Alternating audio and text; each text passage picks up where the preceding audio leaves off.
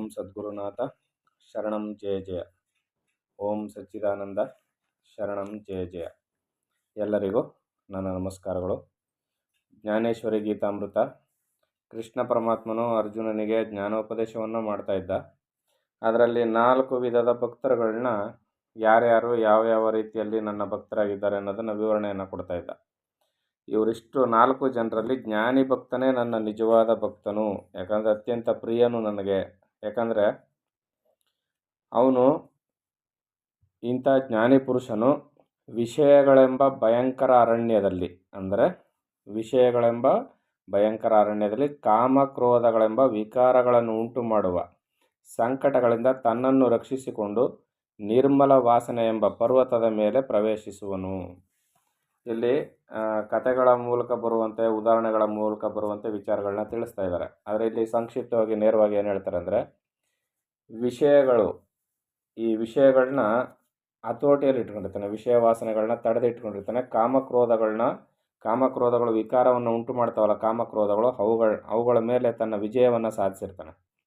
ಅವುಗಳಿಂದ ಸಂಕಟ ಪಡಲಾರದೆ ರಕ್ಷಿಸಿಕೊಂಡು ತಾನು ನಿರ್ಮಲ ವಾಸನೆ ಎಂಬ ಪರ್ವತದ ಮೇಲೆ ಪ್ರವೇಶಿಸುವನು. ನಿರ್ಮಲ ವಾಸನೆ ಅಂದ್ರೇನು?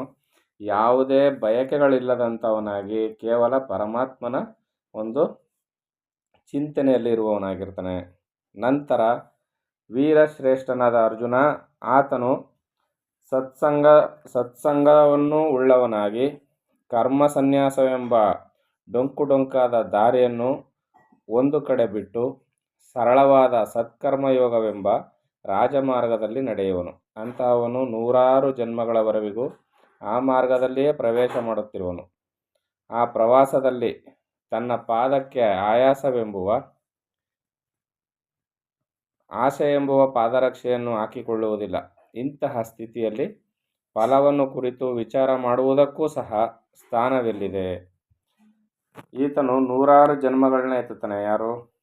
ಈ ವಾಸನೆಗಳು ಇಲ್ಲದೆ, ಯಾವ ಒಂದು ವಿಷಯ ಸುಖದ ವಾಸನೆಯೂ ಇಲ್ಲದೆ ಕೇವಲ ಪರಮಾತ್ಮನ ಚಿಂತನೆಯಲ್ಲೇ ಇರ್ತಕ್ಕಂಥ ಒಬ್ಬ ಜ್ಞಾನಿ 100 ಜನ್ಮ ಎತ್ತಿದ್ರೂ ಕೂಡ ಅಲ್ಲಿ ಅವನೇನು ಮಾಡ್ತಾನೆ ಅಂದರೆ, ಈಗ ದಾರಿಯಲ್ಲಿ ನಡೆಯುವಾಗ ಕಲ್ಲು ಮುಳ್ಳು ಇರ್ತಕ್ಕಂಥ ದಾರಿಯಲ್ಲಿ ನಡೆಯಬೇಕಾದ್ರೆ ರಸ್ತೆ ಎಲ್ಲನೂ ಗುಡಿಸಿ ನಾವು ಸ್ವಚ್ಛ ಮಾಡಲಿಕ್ಕಾಗೋದಿಲ್ಲ.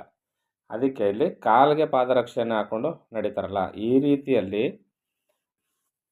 ತಾನು ಈ ಆಧ್ಯಾತ್ಮ ಮಾರ್ಗದಲ್ಲಿ ನಡಿಬೇಕಾದ್ರೆ ಏನು ಮಾಡ್ತಾನೆ, ತನ್ನ ಪಾದಕ್ಕೆ ಆಸೆ ಎಂಬುವ ಪಾದರಕ್ಷೆಯನ್ನು ಹಾಕಿಕೊಳ್ಳುವುದಿಲ್ಲ. ಅವನು ಆಸೆ ಎನ್ನುವ ಪಾದರಕ್ಷೆ ಹಾಕೊಳ್ಳೋದಿಲ್ಲ. ಆಸೆಯನ್ನು ನಿರ್ಮೂಲನ ಮಾಡಿರ್ತಾನೆ, ನಿರಾಶನಾಗಿರ್ತಾನೆ, ಕೇವಲ ಪರಮಾತ್ಮ ಚಿಂತನೆಯಲ್ಲಿ ಇರ್ತಾನೆ. ಇಂತಹ ಸ್ಥಿತಿಯಲ್ಲಿ ಫಲವನ್ನು ಕುರಿತು ವಿಚಾರ ಮಾಡುವುದಕ್ಕೂ ಸಹ ಸ್ಥಾನವೆಲ್ಲಿದೆ? ಅವನಿಗೆ ಆಸೆ ಎಂಬುದೇ ಇಲ್ಲ ಅಂದಮೇಲೆ ಫಲವನ್ನು ಎಲ್ಲಿಂದ ನಿರೀಕ್ಷೆ ಮಾಡ್ತಾನೆ? ನಾವೆಲ್ಲ ಯಾವುದೇ ಒಂದು ಕರ್ಮ ಮಾಡಿದರೆ ಫಲ ನಿರೀಕ್ಷೆಯನ್ನು ಮಾಡ್ತೀವಿ, ಯಾವುದೋ ರೂಪದಲ್ಲಿ, ನೇರವಾಗಿಲ್ಲದಿದ್ರೂ ಪರೋಕ್ಷವಾಗಾದರೂ ಫಲವನ್ನು ನಿರೀಕ್ಷೆ ಮಾಡ್ತೀವಿ ನಾವು. ಆದರೆ ಆಸೆ ಎಂಬುದೇ ಇಲ್ಲದ ಅಂಥ ಆ ಜ್ಞಾನಿ ಇನ್ಯಾವ ಫಲವನ್ನು ನಿರೀಕ್ಷೆ ಮಾಡಲಿಕ್ಕೆ ಸಾಧ್ಯ?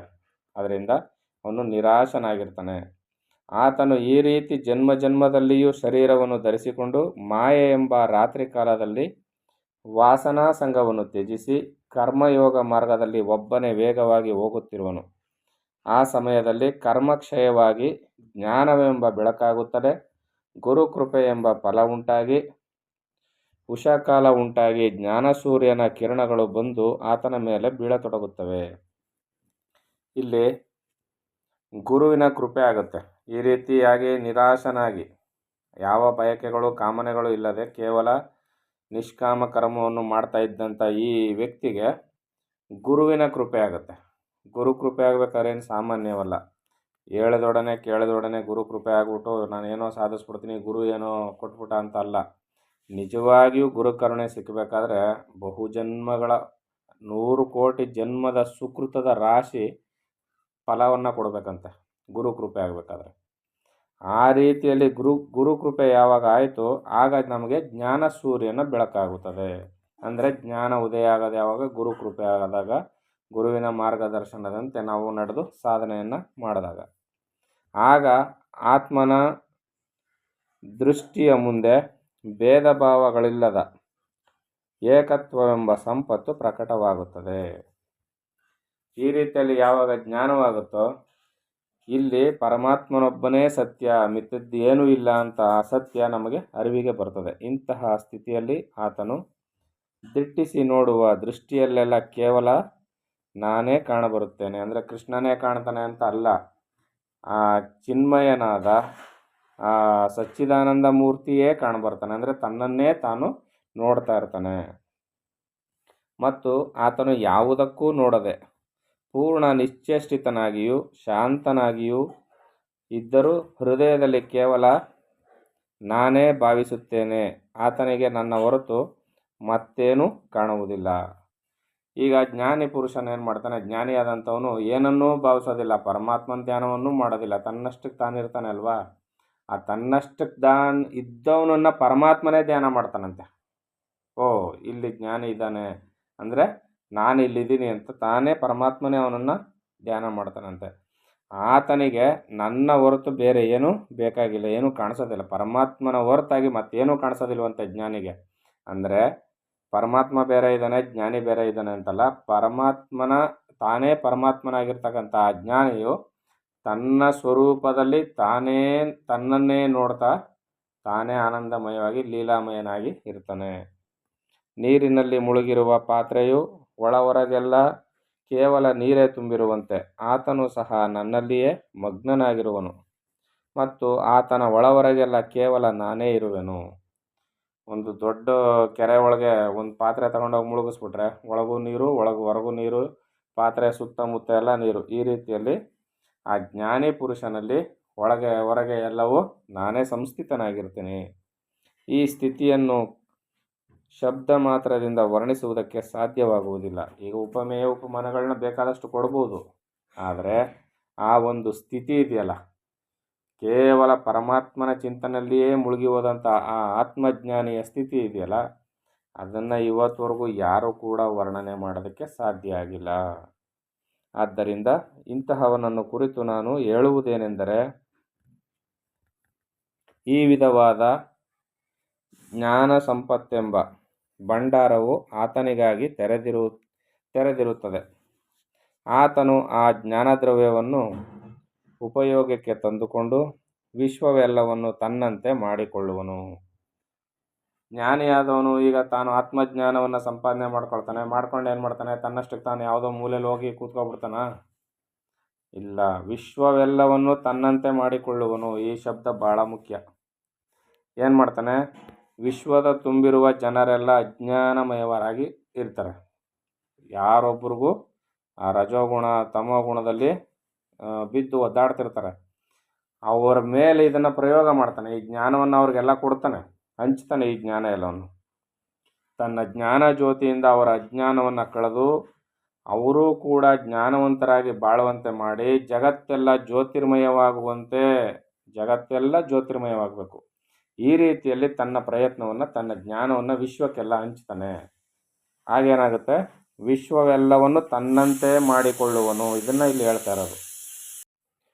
ಆತನ ದೃಷ್ಟಿಗೆ ಕಾಣುವುದೆಲ್ಲ ಶ್ರೀ ವಾಸುದೇವನೇ ಎಂದು ಅನುಭವವಾಗತೊಡಗುವುದು. ವಾಸುದೇವನೇ ಅಂತಂದರೆ ಕೃಷ್ಣ ಅಂತಲ್ಲ, ಪರಮಾತ್ಮನೇ ಅಂತ. ಮತ್ತು ಅಂತ್ಯದಲ್ಲಿ ಶ್ರೇಷ್ಠ ಭಕ್ತರಂತೆ ಮತ್ತು ಸತ್ಯ ಜ್ಞಾನಿಗಳಂತೆ ಆತನ ಅಂತಃಕರಣವು ತಾನಾಗಿಯೇ ಪೂರ್ಣ ತೃಪ್ತಿ ಹೊಂದುವುದು. ಆತನ ಆತ್ಮಾನುಭವವೆಂಬ ಅಂದರೆ ಇಲ್ಲಿ ಜ್ಞಾನಿ ಪುರುಷನಾದವನು ಜಗತ್ತೆಲ್ಲವನ್ನು ತನ್ನಂತೆ ಮಾಡ್ಕೊಳ್ತಾನೆ. ಕಾಣುವುದೆಲ್ಲ ಪರಮಾತ್ಮನೇ ಆಗಿರ್ತದೆ. ಇಂತಹ ಜ್ಞಾನಿ ಪುರುಷನು ಏನು ಮಾಡ್ತಾನೆ? ಆತನ ಆತ್ಮಾನುಭವವೆಂಬ ಭಂಡಾರವು ಸೃಷ್ಟಿಯಲ್ಲಿರುವ ಸ್ಥಾವರ ಜಂಗಮಾತ್ಮಕವಾದ ಸಮಸ್ತ ಪದಾರ್ಥಗಳನ್ನು ಹಿಡಿಸುವಷ್ಟು ದೊಡ್ಡದಾಗುವುದು. ಹೇ ಅರ್ಜುನ, ಇಂತಹ ಮಹಾತ್ಮರು ಬಹು ದುರ್ಲಭರಾಗಿರುತ್ತಾರೆ. ಆದರೆ ಕಾಮಭಾವದಿಂದ ನನ್ನನ್ನು ಭಜಿಸುವವರು ಆಸೆ ಎಂಬ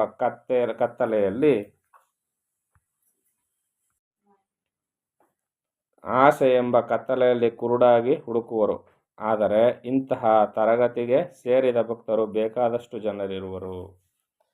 ಈಗ ಜ್ಞಾನಿಯಾದವನು ಜಗತ್ತಿಗೆಲ್ಲ ಜ್ಞಾನ ಜ್ಯೋತಿಯನ್ನು ಹಂಚಬೇಕಂತ ಜ್ಞಾನಿ ಪುರುಷ ಯೋಚನೆ ಮಾಡಿದ್ರೆ, ಆಸೆಯನ್ನು ಇಟ್ಕೊಂಡು ಪರಮಾತ್ಮನನ್ನು ಪೂಜೆ ಮಾಡ್ತಾರಲ್ಲ, ಅವರೇನು ಮಾಡ್ತಾರೆ? ಆಸೆ ಎಂಬ ಕತ್ತಲೆಯಲ್ಲಿ ಕುರುಡಾಗಿ ಹುಡುಕುವರು, ಪರಮಾತ್ಮನನ್ನು ಹುಡುಕ್ತಾರೆ. ಕಾಮಭಾವದಿಂದ, ಆಸೆಯಿಂದ ನನಗೆ ಅದಾಗಬೇಕು ಇದಾಗಬೇಕು ಅಂತ ಸಕಾಮ ಭಾವದಿಂದ ಕೆಲಸವನ್ನು ಮಾಡ್ತಾರಲ್ಲ, ಅವರು ಕತ್ತಲೆಯಲ್ಲಿ ಹುಡುಕುವವರಂತೆ ಆಗ್ತಾರೆ. ಇಂಥವರು ಜಾಸ್ತಿ ಜನ ಇದ್ದಾರೆ ಲೋಕದಲ್ಲಿ ಅಂತ ಕೃಷ್ಣ ಅರ್ಜುನನಿಗೆ ಹೇಳ್ತಾ ಇದ್ದಾನೆ. ಮುಂದುವರೆದೇನು ಹೇಳ್ತಾನೆ ಅಂತ ಮುಂದಿನ ಆಡಿಯೋದಲ್ಲಿ ನೋಡೋಣ. ಎಲ್ಲರಿಗೂ ಒಳ್ಳೆಯದಾಗಲಿ. ಓಂ ಸದ್ಗುರುನಾಥ ಶರಣಂ ಜಯ ಜಯ. ಓಂ ಸಚ್ಚಿದಾನಂದ ಶರಣಂ ಜಯ ಜಯ. ಹರಿ ಓಂ ತತ್ಸತ್. ಹರಿ ಓಂ ತತ್ಸತ್. ಹರಿ ಓಂ ತತ್ಸತ್.